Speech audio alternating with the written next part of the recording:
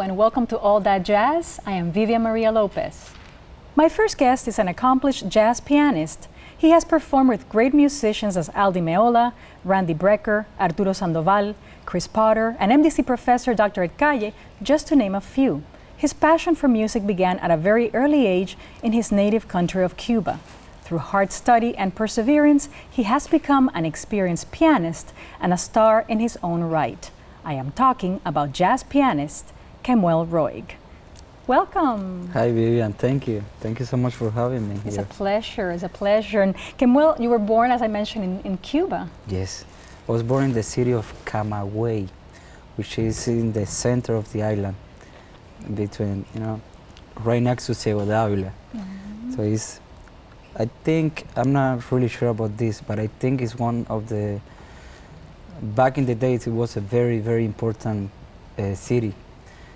So it's a very colonial city. Colonial Yes. city, indeed. But you started very early in music. Your interest in music, I think you were about 4 years old? Yes, I was about 4 years old. What happened was that my father and my mom, they are church pastors. And they tell me that I always used to get all los calderos. I don't know how to say that. The pots and pans? Yeah, the pots and pans.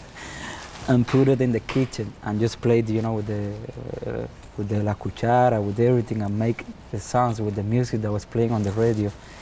And later on, my mom said, hey, she told the drummer from the church, hey, maybe you should give some drum lesson to Kemuel and see what happens.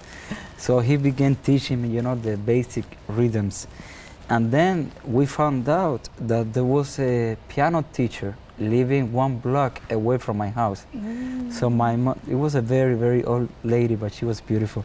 And my mom talked to her, so she began teaching me all the scales, the majors and minor scales. And I mean, all I can remember from the time was the drummer, I have a little memory from my time, trying to learn the rhythms and sitting there with my mom every day, do, re, mi, fa, saying the scales. So you were learning classical piano and also percussion?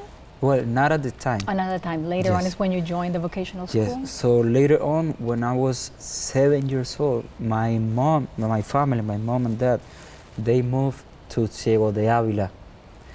And in Ciego de Ávila, they met a piano teacher that was teaching in the School of Music, la vocational de arte. And then she did a little exam, to see, like ear training exam. And she told my mom, man, you need to bring him to the school tomorrow. Like, it would be nice to do the test over there and see how he does. And I went there, and I think I did pretty good. I don't know how good I did, but I got into a school of music, and I was doing the 2 instruments, drums and percussion, classical music. Writing Yes. classical music, but I think I heard also that you were 8 years old and you recorded your first album as well? Yeah. Quite impressive. So, music, to me, really, Vivian, music became and has always been my pastime. Like my hobby. Like, I don't know how to play baseball.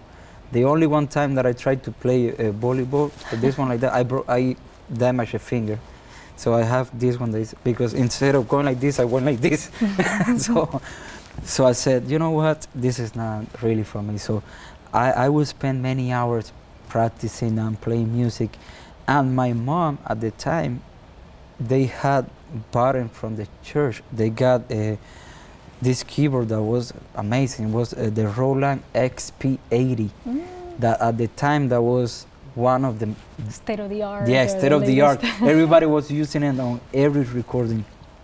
And I figured out how to play the drums and record myself, and how to play the bass and record myself. So again, I would spend hours there just creating different music, right? And then my mom, she heard this recording and she said, you know what, maybe we should go to a studio and put this on a CD. So that's what she did. She went to a studio and we just played back everything that I had recorded. And yeah, So we did an album. I never talk about this album. Well, no, but that's important. It's your first album. Yes. Now, 2002 comes and you guys moved to Miami. You moved here to Miami. You were, what, 12 years old? I was about 12. I came to Miami right before el pase de nivel, going to nivel medio. And you began studying music right away? Yes, my first school, I went to Miami Springs Senior High School.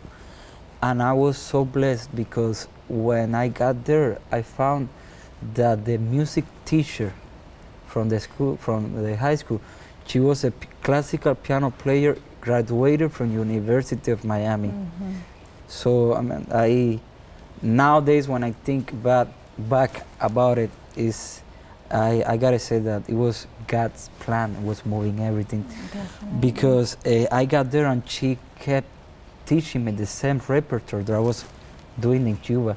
So I never lost the repertoire that I was. Same thing, we're talking about classical so you music. felt just at ease, even if when you had to deal with perhaps the language All those- barrier and all that, but in the Yeah. musical idiom you were fine, doing well. Yeah, we kept doing Chopin, Bach, Beethoven, everything as I was doing in Cuba. And then Really. Cuban music? Well, Cuban music, I really became passionate about Cuban music when I got to United States, because at the time I was playing, I began playing in the city with different musicians, and I got a call from a friend of mine saying, "Hey, do you know about Malena Burki?" I said, "Yeah, of course. I've heard their names many times." And he told me, "Well, they're looking for a piano player, and I recommended your name."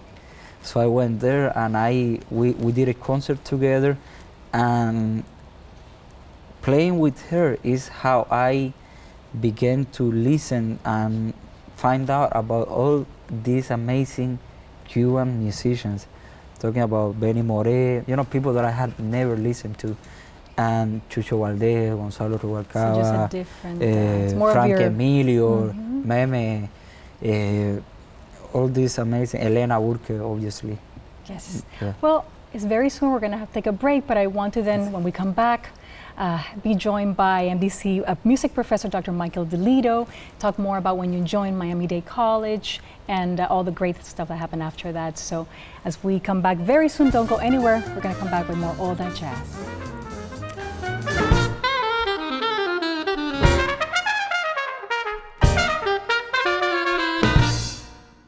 Miami Dade College has career paths in anything you want to be. What's your story? Be global. Be cutting edge. Be inventive. Be investigative. Be a hero. What do you want to be? Be the best. Be you. Be MDC.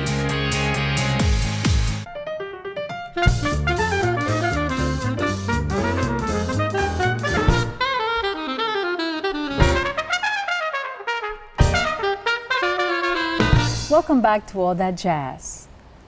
I'm still with jazz pianist Kemuel Roig, and now we are joined by MDC Professor of Jazz Studies, Dr. Michael Liddo. He's one of Kemuel's mentors and part of his success and the success of many other music students at Miami Dade College. Welcome. Pleasure to have you here in All That Jazz. So Kemuel, age 16, you joined Miami Dade College. Special year for you too. Yes, so what happened was that in Miami Springs, when I was doing my music classes, I met this guy over there that he was doing the dual enrollment with Miami Dade College at the time.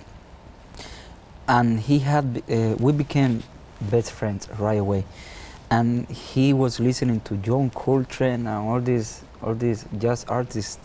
And he gave me a CD of John Coltrane, Love Supreme. He gave me that album, and I felt in love with that album right away. And he told me, "Man, you should come to my MDC or Wolfson Campus. There is a group. I go and play every week." And he was doing the dual enrollment, so he brought me here one day, and I met Mike, and that was really the first time that I heard for the first time jazz, and that I got an opportunity to play jazz, because before that I was not doing it. Correct. So it's all thanks to this guy It's all over my here. fault. Yes. So how do you feel that, Dr. DeLiddo, he helped you transition, I guess, from the classical, even the Cuban that you were getting immersed perhaps, and then to jazz, which he was instrumental in that, right? With Mike, I learned how to speak the language, what was proper to say, what was not proper to say. I learned harmony, I learned rhythms. More importantly, I had the chance to do that music, which here in Miami is not that common, And now we have more clubs, but 10, 13 years ago, we only had Van Dyke, only like a few, right? So with him, I had the opportunity to experience what it is to play jazz in a combo setting. And that, to me, it changed my world. It changed all what I was planning to do for my musical life. It changed forever when I met this guy over here. In fact, you traveled, I know you traveled as a student to Italy, and Yes. that must have been an amazing the Umbria Jazz Festival in Italy, right? And you actually even won the Downbeat Magazine student competition. So, also at the time, I gotta say this, Vivian, because this guy, I don't think he knows how much I don't think he knows how much he means to me, because when I was 17 years old, one day I come to the class that we had rehearsal, and I was feeling very bad. I was feeling that I had no future. To tell you the truth, I felt that I had no future as a musician. And I remember going up there and talking to Mike and saying, Mike, I don't know what I'm gonna do. Because at the time I was also falling in love with software development and to do program for Apple, whatever. I have no idea, right? So I told Mike, man, I think I'm gonna quit. I don't see myself doing a career as a musician and supporting my family in the future. And Mike told me something that I always say that thanks to him, I still do music nowadays, because he told me, give it a try. Just give it a few years. I think you're gonna make it. And then the next year, we had the invitation to go to the Umbria Jazz Festival. And that was the very first time, because I had played in some other settings, with singers and playing, that they put you back there in front of a few thousand people. But that was the Umbria Jazz Festival. It was the very first time that I got to play jazz in front of, I don't know how many thousand people we had that day. At least 3, 5, 10. I don't know. It was street. It was outdoors, a street full of people listening to the music that we were doing. And I gotta say that it's all thanks to Mike, really. Mike. And he's quiet. I know he's probably very touched, because I know that you've touched so many lives, like Kemuel's life. Ken was special, a very special student. He came, he was bright-eyed, eager. He wanted to learn, he wanted to play. It was very easy with Kemuel. He was very talented and just a good person. He was a model student, really. And jazz is an easy sell for somebody that wants to be a better instrumentalist. You put on some great recordings of these great musicians and composers. The challenge is there. It's right in their face. And we started out, I think, kind of basic, doing repertoire that was appropriate for where he was and the other students were at the time. And then we progressed, and he progressed very quickly, but always a pleasure to have around. He brings a lot of love to a classroom and an ensemble and a performance. Yes, and in fact, he's grown so much as not just a performer, a composer, several albums out, and also the list is very long. I've mentioned a few at the beginning, but names as big as Aldi Meola, which I know probably you've seen him bloom into what you felt that you knew that he would grow to. He's a very important musician, a very big name, a sensational guitarist, somebody that I idolized, respected for many years, still do. And then Kemuel's playing with him. I mean, it's very exciting. I'm very happy for him. As well as other big names, names in the jazz like Randy Brecker, who have participated in your album. So which I know. yes, so I'm very, very excited about this, Vivian, because about a year and a half ago, I was talking to the drummer Hilario Bell. Yes. That he's literally my closest friend in earth, and we said, I said, Hilario, maybe we should try to go to a studio and take this band, which we perform here today, take this band and let's see what happens. Bring these compositions, and so we record the album there. But I left a few empty spaces because I wanted to invite a few people, but I didn't know at the time whom, right?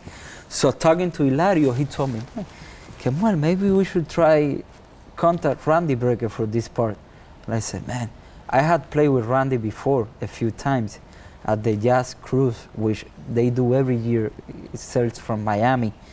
But I mean, one thing is playing with him, another thing is like, hey, Randy, can you be in my album, Man, I contacted him and he was so happy to be on the album. It was amazing. And that's just one name. I know you have others it was, that are... Randy, on the album is also Chris Porter, same story, Chris Porter. Also Alain Perez from Cuba. Julito Padron. So you have a lineup of jazz musicians and Cuban and Latin musicians in that. Because the album is going to be entitled Genesis, because the name Genesis means beginning. And it's going to state my transition from the Afro-Cuban jazz to the jazz world, Excellent, So Kemuel. Well, we have to take a quick break now, but when we come back, we have more conversation about jazz. Kemuel, Mikey Liddo as well, joining us right after this. Don't go anywhere.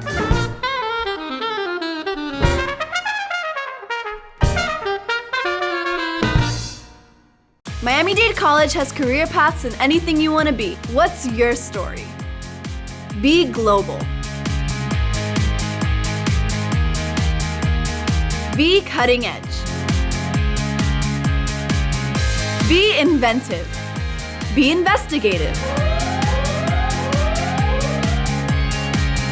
Be a hero. What do you want to be? Be the best. Be you. Be MDC.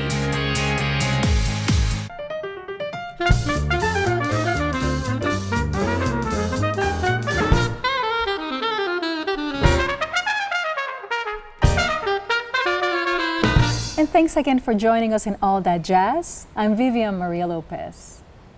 Still joining me are jazz pianist Kemuel Roig and MDC Jazz Studies professor Dr. Michael Liddo.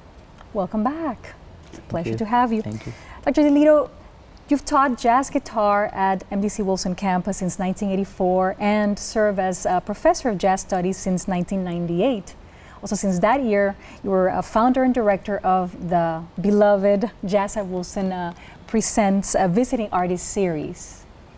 So in 1998, I got hired full-time, and I was the only full-time jazz studies professor at the Wolfson campus. And I looked at the curriculum of what we were offering students that were interested in jazz, and I thought it was a good curriculum. We were teaching some nice private lessons with some very excellent adjuncts. But what the students weren't getting was, information from active performing jazz artists. It was mostly from me and the adjunct professors teaching private lessons. So I had the idea, well, let's go to New York and go to some jazz clubs, go to Birdland and see, what these active artists are really like right up close. But that, of course, was impractical, so I tried to figure out a way to get them to come to the campus.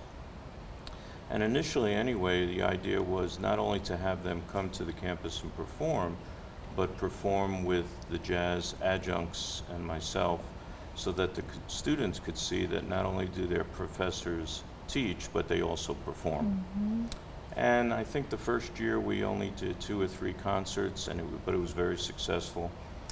And then we continued, and it's been going from September through April since 1999, nonstop. Excellent. And we're very proud that they're free and open to the public jazz events. Yes. And I do want to say that it really goes on the coattails of what was called the Lunchtime Lively Arts series, which was a Wednesday at noon, as is most of the Jazz at Wolfson concerts. They're Wednesday at noon, and they're at that time so that the downtown community could take a break from whatever they're doing and have some art in their life. Yes, without a doubt. Now, That's you're great. a jazz studies professor, and obviously we're talking about jazz, but you come also from the classical. You studied classical guitar in Germany, and you came to Miami. Tell me more about that. I do. My academic career, it's always been both. It's been jazz and classical studies. When I was an undergraduate, I was made to choose and could tell you, well, you can only be one. So I wound up doing 2 degrees, one in classical performance and one in jazz performance. When I went I went to the University of Miami for a master's degree and eventually a doctorate, and that was in classical performance, actually. But I've always done jazz. When I got hired here, it was a jazz position, really. So that's been my focus since 1998.